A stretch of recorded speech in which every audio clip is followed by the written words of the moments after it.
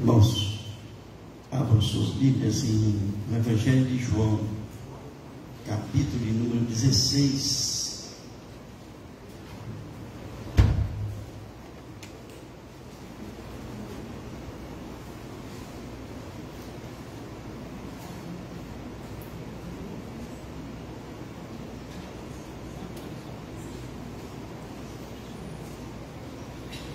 Nós vamos ler do verso 1 até o verso número 22.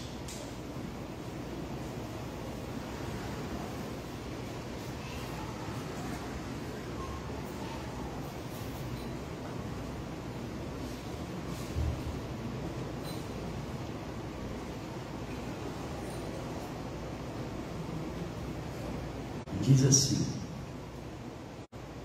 a palavra do Senhor: tenho-vos dito estas coisas para que vos não escandalizeis. Expulsar-vos-ão das sinagogas.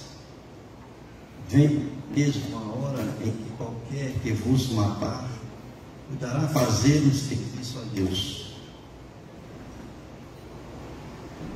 E isto vos farão porque não conheceram ao Pai nem a mim. Mas tenho-vos dito, a fim de que, quando chegar aquela hora, vos lembreis de que já vou-lo tinha dito. E eu não vos disse isto desde o princípio, porque estava convosco. E agora vou para aquele que me enviou, e nenhum de vós me pergunta: para onde vais? Antes, porque isto vos tenho dito, o vosso coração se encheu de tristeza. Todavia digo-vos a verdade, que vos convém que eu vá, porque se eu não for, o Consolador não virá a vós, mas quando eu for, vou-lo enviarei. E quando ele vier, convencerá o mundo do pecado e da justiça e do juízo.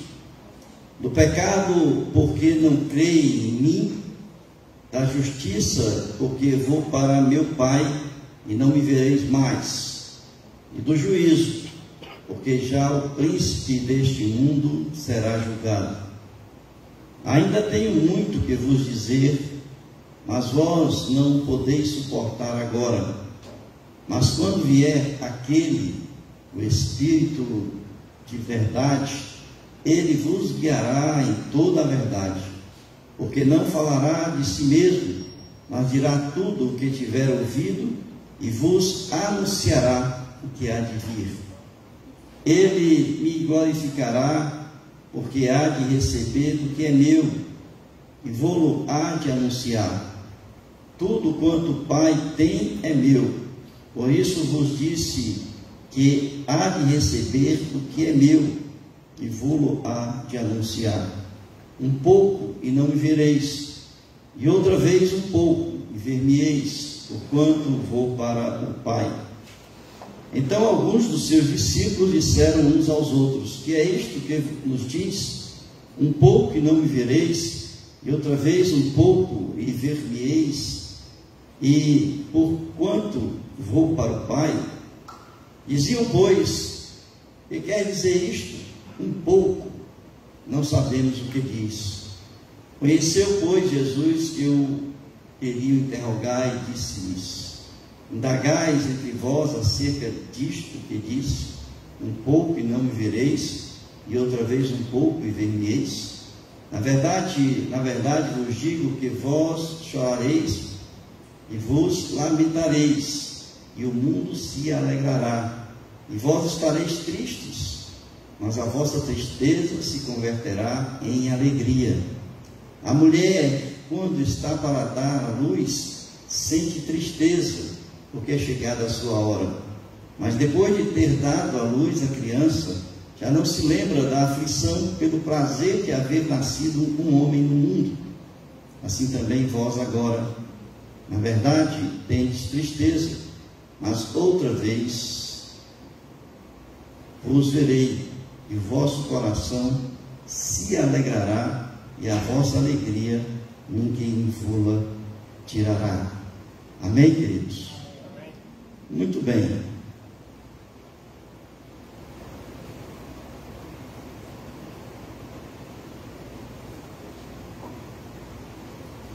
Jesus está no cenáculo com os seus discípulos. João, ele está escrevendo aqui aqueles últimos momentos de Jesus, e ele está dando ali as suas últimas instruções, desde o capítulo 13 de João, que ele vem ali falando os ensinos de Jesus naquele momento da despedida de Jesus. E ele então, ele havia sido, aquele local onde ele estava havia sido preparado exatamente para esse momento. Jesus, ele pediu para que seus discípulos fossem lá, preparassem um lugar, para que ele tivesse aquele momento de intimidade com seus apóstolos, seus discípulos, para que esse momento de intimidade fosse também um momento de revelação. E a gente então, se formos voltar um pouco nos capítulos anteriores, a gente vai ver que Jesus estava ensinando ali aos seus discípulos, e ao mesmo tempo ele estava informando da sua prisão, da sua paixão, da sua morte, que iria acontecer logo em seguida. Mas antes disso, ele dá algumas lições que são importantes para nós.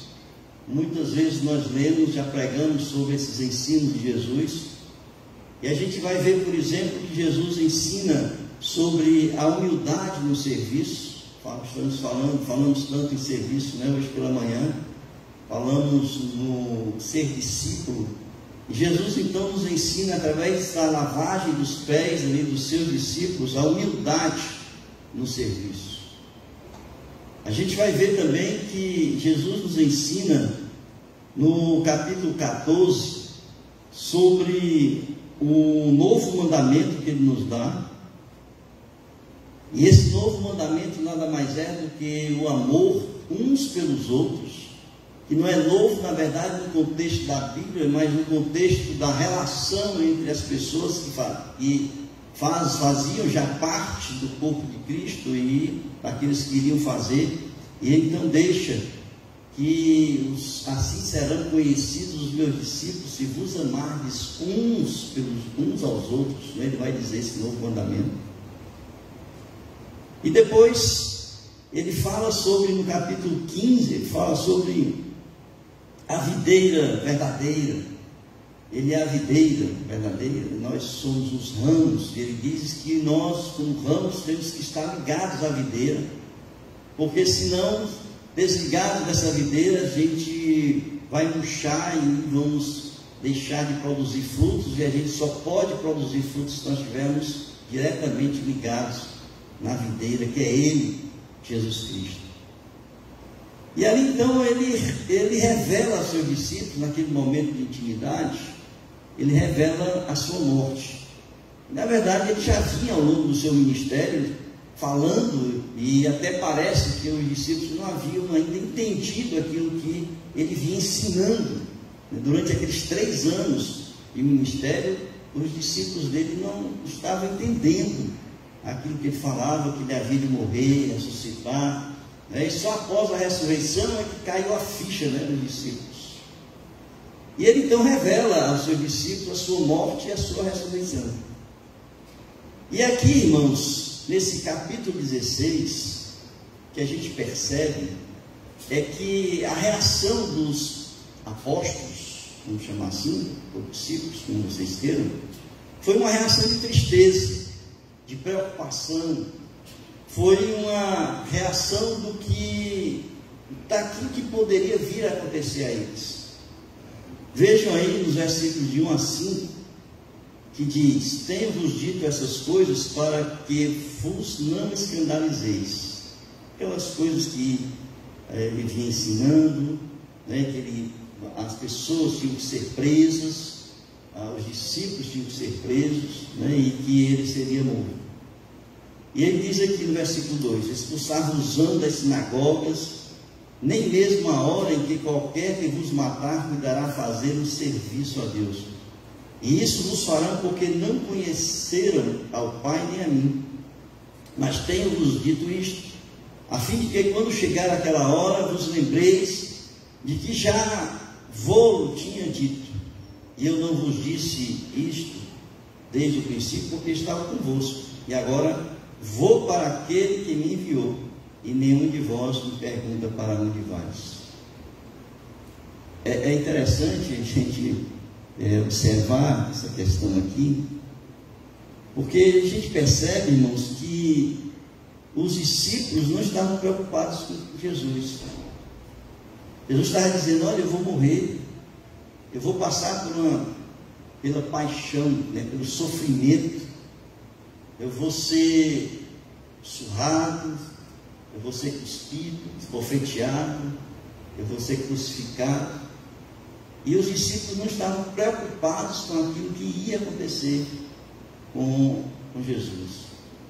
Mas eles olharam para si. A preocupação dos discípulos naquele momento era: o que vai então acontecer com a gente? Jesus vai ser preso, Jesus vai morrer, e nós, como é que nós vamos ficar? Jesus fala isso claramente, porque, na verdade, eles haviam alimentado a esperança, né, do Messias, porque eles estavam ali já vendo Jesus como Messias. Vocês viram ali a declaração de Pedro: tu és o Cristo, né? E agora ele dizia assim: não, eu vou morrer. Então aquela esperança alimentada de que o Messias ia tomar o reino, né, ia instalar o reino ali em Israel, começa a morrer.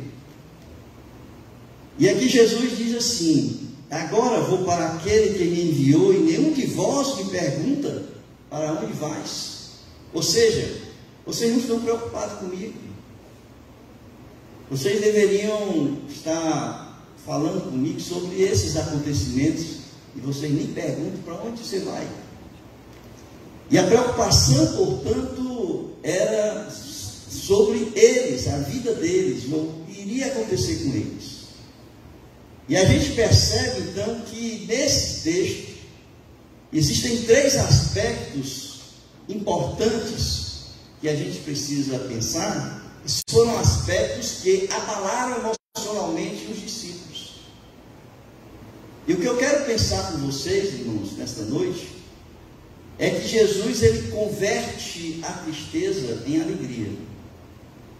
Nós vamos perceber que houve uma profunda tristeza dos discípulos aqui, e eu vou agora falar por quê, e como Jesus trabalha essa questão, como Jesus deixa as suas preocupações, como Jesus deixa tudo aquilo que estava na sua mente, no seu coração, do que iria acontecer com ele, para agora cuidar dos seus discípulos.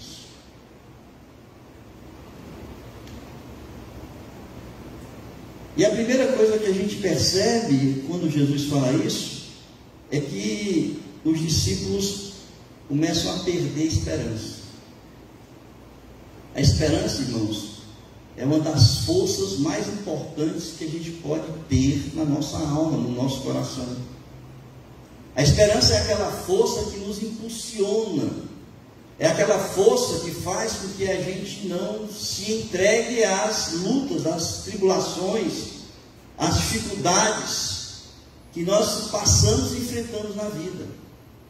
É a esperança que nos dá resistência diante das coisas ruins que nós atravessamos. É a esperança que nos dá um fogo a mais de vida. É a esperança que faz com que a gente não esmoreça na nossa caminhada. E naquele momento, toda a esperança que os apóstolos e os discípulos estavam alimentando, ou que tinham alimentado ao longo do seu ministério, estavam morrendo. Por quê? Porque Jesus estava dizendo: eu vou morrer. E com eles, na visão deles, morria também aquilo que eles estavam alimentando, que era a esperança. Depois a gente percebe com isso aquela sensação, irmãos, que eu não sei se vocês já passaram por isso, mas aquela sensação de estarem sós, aquela sensação de serem abandonados, aquela sensação de quando nós olhamos e não encontramos solução, não encontramos pessoas, não encontramos instrumentos, não encontramos algo que possa fazer com que a gente tenha uma solução para aquele problema que está surgindo na nossa vida. A morte de Jesus fizeram com que eles pensassem em si, dizer assim, e agora? Porque Jesus vai dizer que enquanto eu estava com vocês, eu não perdi nenhum de vocês. E agora Jesus estava indo. Essa sensação de solidão não é aquela sensação de estarmos só no sentido de não termos pessoas conosco, mas é aquela sensação de que mesmo tendo pessoas conosco, tendo pessoas ao nosso redor, tendo pessoas junto de nós, mas lá dentro a gente se sente só.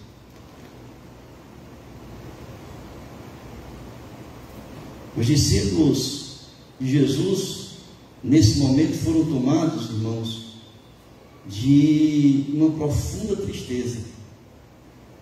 E eles então começam a mergulhar nessa tristeza. Vejam o versículo 5 e 6 que eu li, quando ele disse assim: e agora vou para aquele que me enviou, e nenhum de vós me pergunta, para onde estais? E Jesus continua: antes, porque isto vos tenho dito, o vosso coração se encheu de tristeza. Profundamente tristes estão. Depois, aquela sensação, irmãos, de injustiça. Não sei se vocês já passaram por isso. Aquela sensação de que você está fazendo, acredita que você está fazendo tudo que é certo, que você está fazendo tudo que é correto. Você imagina isso, mas ao mesmo tempo as pessoas estão lhe criticando, as pessoas estão falando, estão lhe perseguindo. São sensações muitas vezes que você olha para tudo aquilo que você fez, para o seu passado, pela sua história, e você percebe que você está sendo injustiçado, porque você acredita naquilo que você está fazendo, que aquilo que você acredita que está fazendo é que é o certo.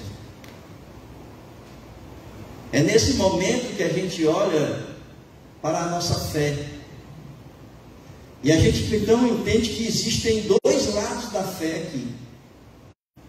Existe aquele lado da fé em que as pessoas fazem tudo, acreditam que aquilo que eles estão fazendo é correto, mas estão, na verdade, enganados sobre aquilo que eles acreditam. O apóstolo Paulo era um homem zeloso da sua fé, zeloso das Escrituras, da palavra, mas era um homem que perseguia os cristãos porque ele acreditava que os cristãos estavam errados, que eles precisavam ser expulsos, mortos, presos, e ele tinha convicção de que aquilo que ele estava fazendo era correto. Muitas vezes nós estamos acreditando que aquilo que estamos fazendo é correto, mas pela palavra de Deus, pelas Escrituras, verdadeiramente não é bem assim naquilo que nós acreditamos. Estamos verdadeiramente enganados. Mas existem aquelas pessoas que verdadeiramente estão seguindo e fazendo a vontade de Deus, e portanto eles sofrem calúnias e perseguições. E é nesse momento que a gente olha para a nossa história e a gente enxerga a injustiça daqueles que muitas vezes pensam que estão fazendo a coisa certa e na verdade não estão. Aqueles que iriam prender Jesus, que iriam matar Jesus, acreditavam que Jesus não era o Filho de Deus. Verdadeiramente estavam enganados. Então, aqui nesse texto, Jesus vai dizer que os seus discípulos seriam expulsos das sinagogas. Vejam aí, versículos de 1 a 3. Tenho-vos dito estas coisas para que não vos escandalizeis. Eles vos expulsarão das sinagogas, mas vem a hora em que todo que vos matar julgará com isso tributar culto a Deus. Isto farão porque não conhecem o Pai nem a mim. Entendem o que eu falei aqui? Eles entendiam que aquilo que eles estavam fazendo, a perseguição que eles iam fazer aos discípulos, de expulsarem das sinagogas, de prenderem, de colocarem nas prisões, de matarem eles pensavam verdadeiramente que estavam corretos, porque estavam tributando a Deus aquilo que eles estavam fazendo. E quantas pessoas ao longo da história usaram e usam ainda hoje o nome de Deus, achando que estão tributando glória a Deus.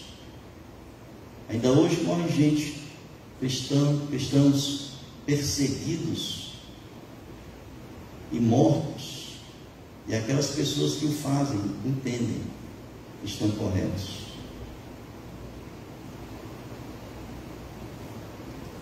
O texto então nos ensina uma coisa que é importante, porque Jesus diz tudo isso que vai acontecer.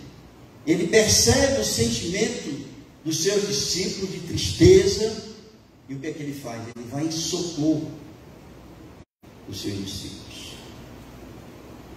Irmãos, nós podemos passar por tudo isso que eu falei. Nós podemos estar em tremenda tristeza na vida, na alma, mas a gente precisa ter a certeza de que Jesus não nos deixa só. Jesus, ele vem até nós para nos consolar, para nos confortar e nos fortalecer. Veja então o que Jesus faz aqui. Jesus, a primeira coisa que ele faz é que ele promete que não nos deixaria só.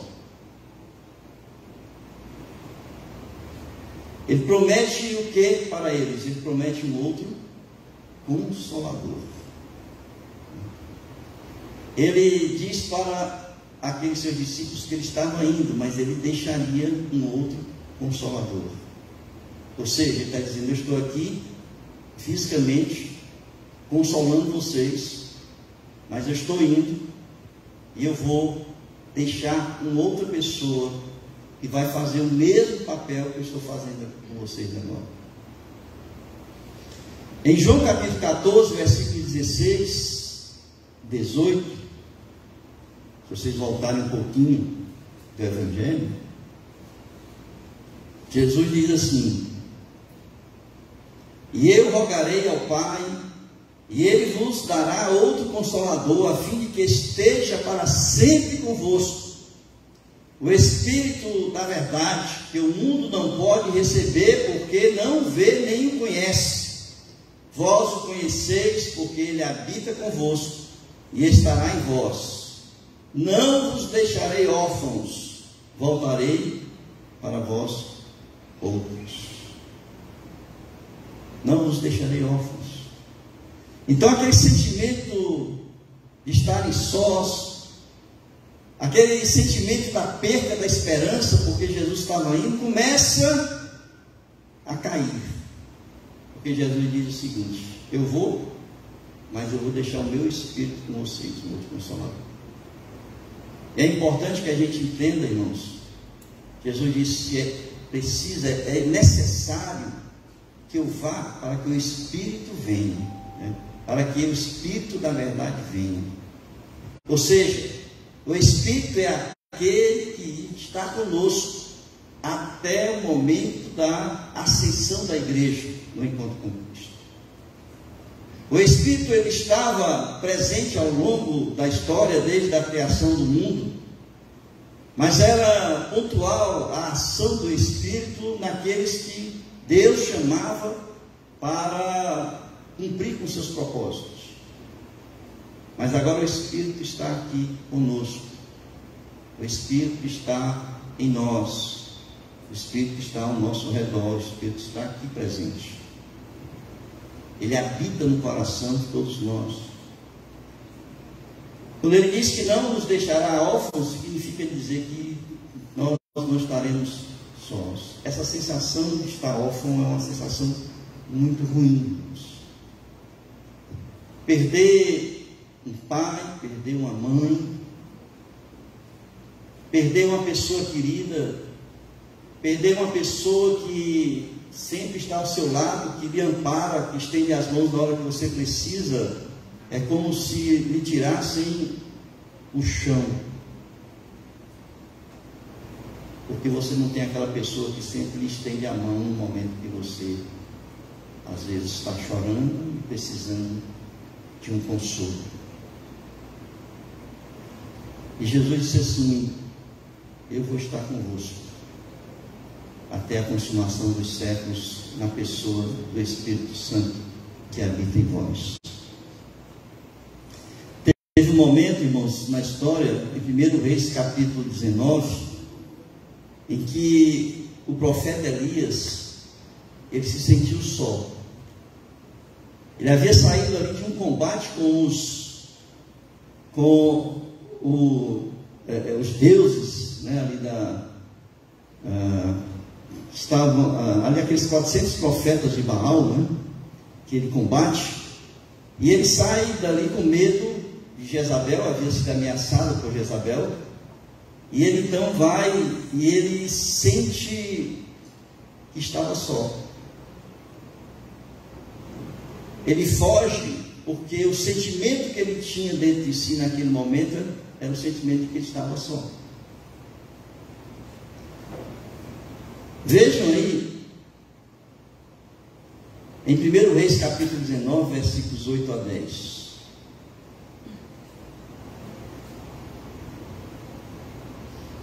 E diz assim: levantou-se, pois, comeu e bebeu, e com a força daquela comida caminhou 40 dias, 40 noites até Horebe, o monte de Deus. Ali entrou numa caverna,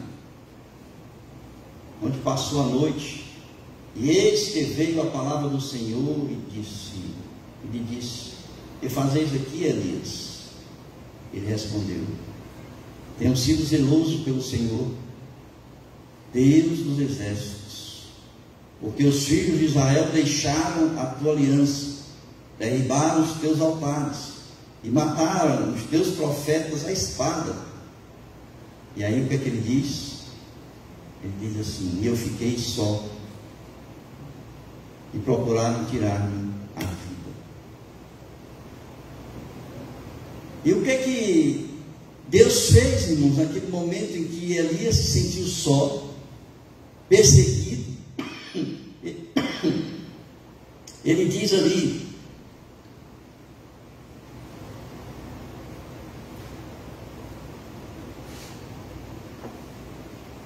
ele diz aqui nesse texto que ele fez tudo o que era certo, ele estava fazendo a vontade de Deus, ele havia enfrentado os profetas de Baal, e agora estava sendo perseguido. Esse era o sentimento dele naquele momento. E ao ser ameaçado, ele olha para um lado, olha para o outro e diz: e agora, porque eu estou só, não tem mais nenhum profeta de Deus comigo para enfrentarmos essa batalha. E o que é que Deus faz? Vai em socorro de Elias. Ele manda o anjo, e o anjo alimenta Elias. E depois do alimento de Elias, ele sai e anda 40 dias, 40 noites, vai para o Monte Horebe, o monte de Deus, e ali Deus manda que ele ore. E ele ora, porque ele precisava falar com Deus, e ele então, em oração, ele ora. E Deus, depois da oração, se apresenta a ele e manda Elias voltar para cumprir um propósito que ainda tinha que ser cumprido. Deus, ele não nos deixa só. Deus, Jesus Cristo, ele não nos deixa órfãos. Ele vem em nosso socorro, ele nos consola, e Ele nos fortalece quando nós precisamos. Por isso, irmãos, nós não podemos temer diante dos perigos da vida. Nós não podemos temer diante das tribulações da vida, porque nós nunca estaremos sós, porque em nós tem um outro Consolador, que é o Espírito Santo de Deus. Havia 3 jovens na Babilônia, amigos de Daniel, e quando eles foram jogados na fornalha ardente, porque não quiseram se curvar diante da estátua ali de Nabucodonosor, você sabe o que Jesus fez? Pulou com eles dentro da fornalha. Não estava só dentro da fornalha. Os 3 não estavam sós. Jesus pulou com eles dentro da fornalha. Irmãos, vocês podem ter certeza que, independente da fornalha que vocês possam passar na vida, vocês podem ter certeza que Jesus está na fornalha com vocês. A segunda coisa que a gente percebe nesse texto, versículos 7 a 16, que Jesus envia esse novo Consolador, que é o Espírito Santo, com uma missão específica. Ele diz que nós vamos receber o Espírito Santo, mas ele vem com uma missão específica. E ele então diz aqui quais são as atribuições do Espírito Santo. E eu quero falar para vocês aqui rapidamente essas atribuições.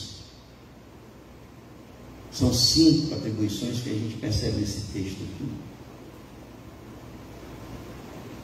O primeiro, convencer o mundo do pecado.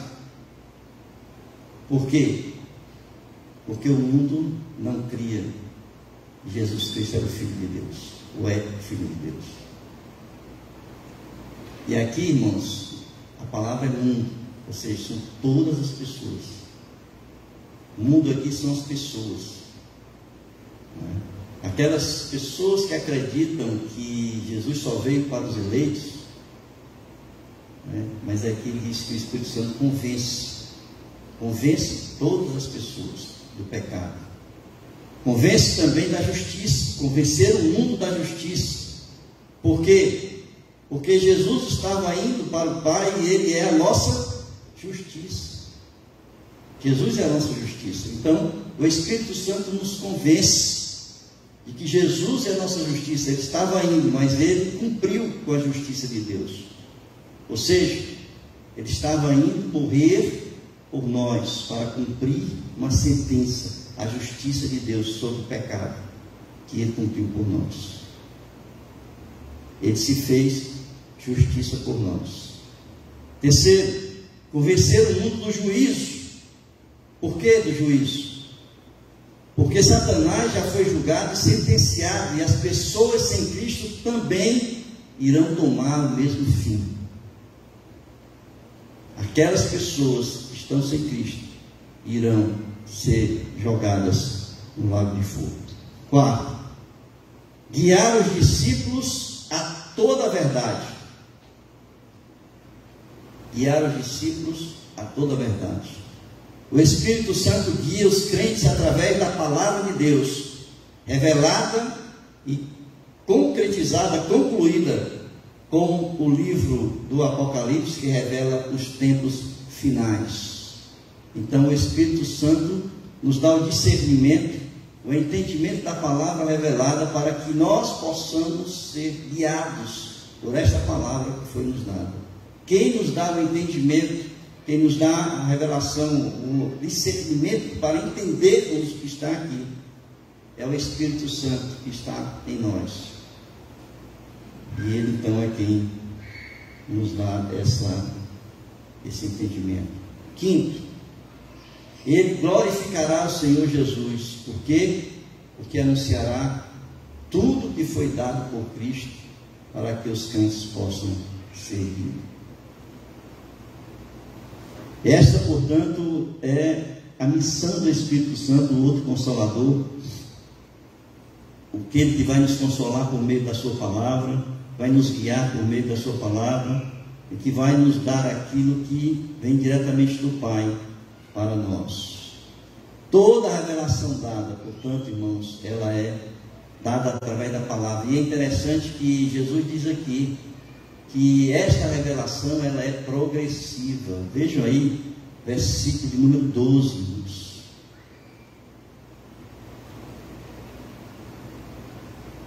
O que está escrito aí? Ainda tenho muito que vos dizer, mas vós não o podeis suportar agora. Não podeis suportar agora. Significa dizer que ela é progressiva. Quando a gente se converte, a gente está... Paulo vai dizer que a gente precisa dar para os nossos convertidos o leite espiritual, e não o alimento sólido. Esse alimento sólido, esse conhecimento mais profundo da palavra de Deus, é na medida que nós vamos crescendo espiritualmente, e aí sim a gente vai poder receber aquilo que é de maior profundidade espiritual. Para quê, irmãos? Para que a gente não caia muitas vezes no pecado dos neófitos, para que muitas vezes a gente não se desvie dos caminhos, Existem muitas pessoas que começam a estudar a Bíblia e acabam se desviando. Vocês sabiam disso? Muitas e muitas pessoas que já passaram pelos seminários hoje são ateus. Muitas e muitas pessoas eu conheço. Por quê? Porque não passaram por esse processo gradativo do conhecimento da palavra. É por isso que nós precisamos começar a preparar os nossos desde criancinha. Quando as crianças começam a receber o alimento espiritual, o leite espiritual, e vão crescendo e vão recebendo até chegar a uma idade adulta, já amadurecidos espiritualmente.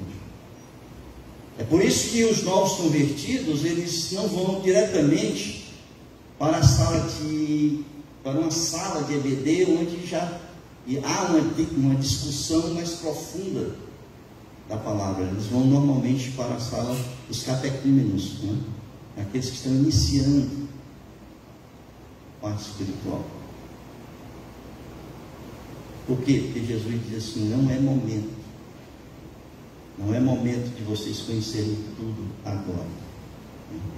E o Espírito Santo então vai revelando a cada um de nós, vai nos guiando, vai nos direcionando, vai nos fortalecendo, vai nos confortando através da palavra de Deus. E aqui, a partir do versículo 17, eu quero encerrar. É quando Jesus então ele converte todo aquele choro, ele converte toda a tristeza dos seus discípulos, dos seus apóstolos, em alegria.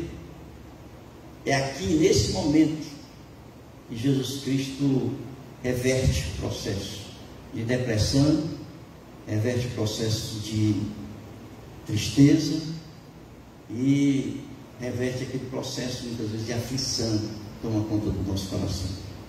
A partir do versículo 17 até o versículo de número 22, ele vai fazer uma comparação entre a mulher quando ela está grávida, quando ela está para dar à luz, e depois que nasce o menino.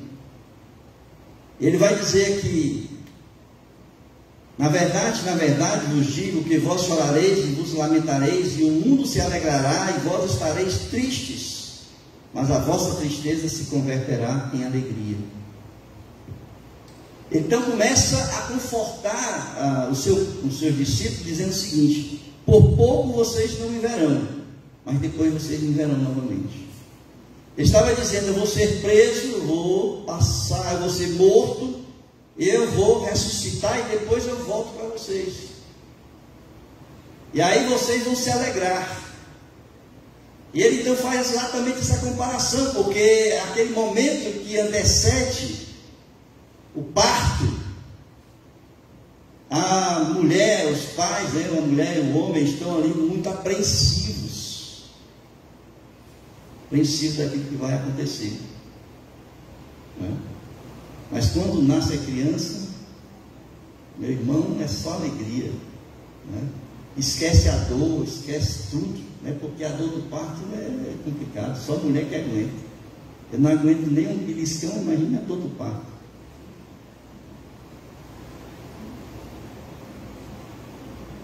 E depois que nasce, a mulher esquece aquela dor, esquece tudo, né? Aquela criança nos braços, e aí quer dar logo de mamar, é aquele negócio, né? Esqueceu tudo, passou. Então é assim. A gente passa por esses momentos, irmãos, mas Jesus vem ao nosso socorro. Ele ali nos conforta, seja através de pessoas que Ele manda para conversar com a gente, seja através da sua palavra. Nós não sabemos como, mas Jesus está ali, cuidando da gente. Depois a gente se sente confortado espiritualmente, a gente esquece tudo aquilo que passou. E aí é só alegria, né? Então eu vejo, seguindo a sequência aqui, Jesus fala que em pouco tempo Ele estaria novamente com eles. Hoje nós temos a esperança de que Jesus vem nos buscar. Nós vamos ressuscitar e nós estaremos com Ele, ao encontro com Ele nas nuvens, não é? Esse tempo de choro em que Ele estaria ausente é o tempo de tristeza, passageiro, porque, irmãos, toda tribulação ela tem um fim. Ela tem um começo, mas ela tem dias contados para terminar. Jesus até terminou isso no tempo. Depois Ele está sempre atento aos pedidos que se fizerem ao Pai para atendê-los. E aí é que a gente sente a resposta de Deus. Veja aí versículos 23 e 24, nós não lemos, que diz assim: e naquele dia nada me perguntareis. Quando Ele voltar, claro. Na verdade vos digo que tudo quanto pedirdes ao meu Pai em meu nome, Ele vos há de dar. Até agora nada pedistes em meu nome. Pedi e recebereis, para que o vosso gozo se cumpra. Ora, o que Jesus está dizendo aqui, é que quando vocês estiverem em situações assim, nós estamos todos os dias, 24 horas por dia, precisando da presença de Cristo na nossa vida, eu dizia assim: vocês têm que orar. Ele estava dizendo que até aquele momento os seus discípulos não oravam para Ele. Por que Ele disse isso? Porque Jesus estava com eles. Se Jesus estava com eles, presente ali fisicamente, por que orar a Cristo? Aí Ele disse: mas agora que eu vou, vocês têm que orar. E Ele então vai dizer: vocês orem, porque tudo que vocês pedirem ao meu Pai em meu nome, eu vou dar para vocês. Vocês querem conforto? Vou dar conforto. Vocês querem se fortalecer? Vou dar. Vocês querem enxugar as lágrimas? Eu vou enxugar as lágrimas de vocês. Então Ele diz: pedi e o quê? Recebereis. Pedi e recebereis. Para quê? Para que a vossa alegria se cumpra. Veja aí, irmão, versículo 24. Até agora nada pedistes em meu nome. Pedi e o quê? Recebereis. Para quê? Para que a sua alegria, vosso gozo, alegria, se cumpra. Amém, Deus? Jesus não esqueceu de você. Jesus não lhe deixou órfão. Jesus está atento, seus ouvidos atentos a ouvir a oração e o clamor de vocês. E pode ter certeza que Ele vai pular na fornalha com vocês. Toda fornalha que vocês entrarem, vocês podem ter certeza que Jesus estará lá. E aí, quando vocês saírem da fornalha, sabe o que vai acontecer?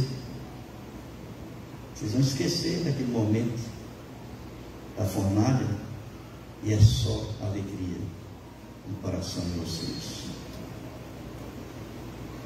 Amém? Curvem suas cabeças.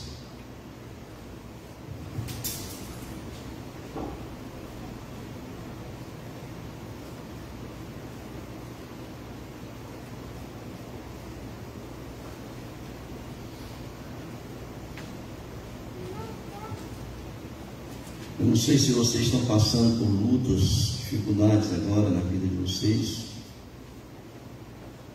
Se já passaram. Mas eu sei que nós nunca deixamos de passar, porque Jesus disse que na vida tereis tribulações. Mas o que eu quero que vocês tenham certeza e saiam daqui com essa certeza no coração de vocês é que vocês não estão sós. Aquele sentimento de perda de esperança, muitas vezes a gente alimenta a esperança, perde. Aquele sentimento de estar só. Irmãos, esqueçam isso. Porque Jesus, Ele vai, através do Espírito que habita em nós, nos dar todo o conforto, toda a fortaleza necessária. E Ele vai nos dirigir. Aqui diz: o Espírito da promessa vai nos guiar para nós encontrarmos a porta que Deus já reservou na saída da fornalha. Coloque sua vida diante do altar do Senhor. Confia nele e o mais Ele fará. Amém? Vamos orar?